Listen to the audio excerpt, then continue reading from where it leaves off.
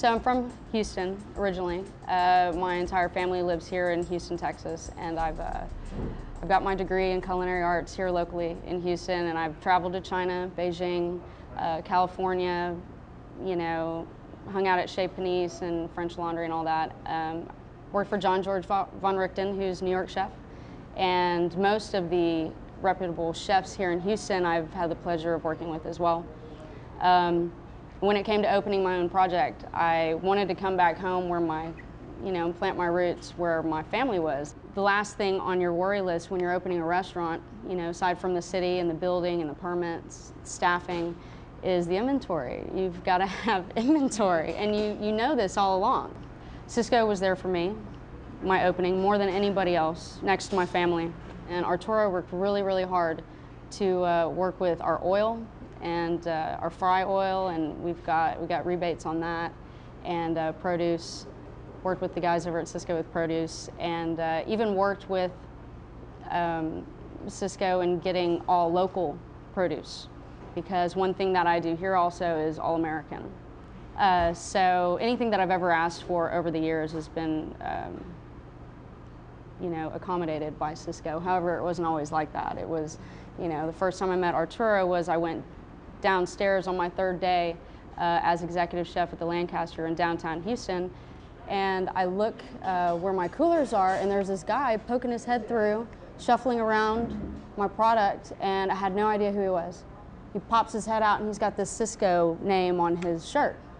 Well, of course, naturally, I got furious and said, excuse me, can I help you? He didn't let me know that he was down there, didn't know that there was a new chef in the building. And he said, oh, hi. Well, they haven't had a chef here for about a month, and they've allowed me to do inventory and help them with the ordering. And I said, well, that's not going to be necessary anymore. Thank you. And he was like, well, if I could be of service. And he hands me his business card.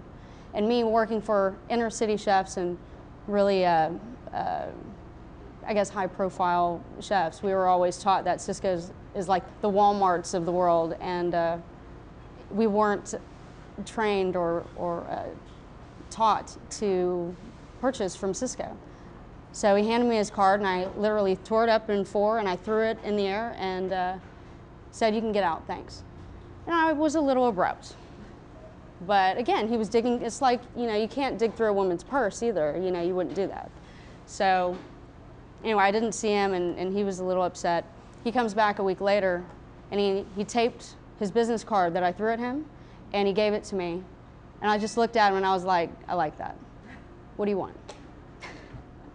And he just wanted to get his foot in the door some way. And I think he started off with chicken only, and through months at a time, being very persistent, coming back and coming back. And I think by the end of the year, he had probably about 65% of my inventory. And I've known him for 5 years now, and he's one of my favorites. And he, through the years, he's also introduced me to people in Sysco, Keith Miller and Chad and Josh and everybody, and also introduced me to the farmers and the meat companies and the sources of where some of my products were coming from. I guess now you can say that I'm 100% convinced that the people inside Sysco are looking out for my best interest.